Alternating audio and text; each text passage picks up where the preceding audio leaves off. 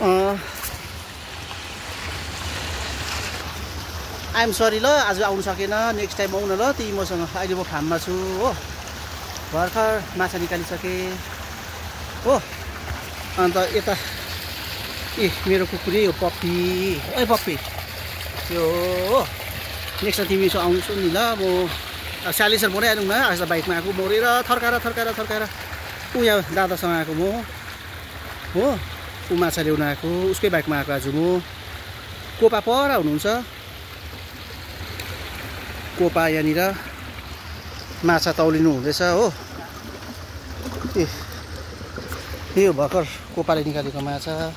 यता हेर्नु त पापा, शेखर भाइ भदैले तपाईँलाई भेट्छु भनेको भनेको छ। अस्तिदेखि आउँछु भन्दैछ, गाडी नमिलेर। यता हेर्नु त पापा, कोपा यता लु देख्यौ लु। अब नेक्स्ट टाइम आउन ल। हुन्छ, अस्तिदेखि बनाएको छु तपाईँले पापा, मैले पठाएको छु त वाट्सएपमा तपाईँलाई। यो पनि एउटा हिजोस्ति भर्खर सकेको भन्दा पनि पहिल्यै सकेको। यहाँ पनि माछै छ, यो मुनिकोमा पनि माछै छ। यो पर देख्दै गरेको जुन छ नि, यो हाम्रो किवी फार्म ओरेन्ज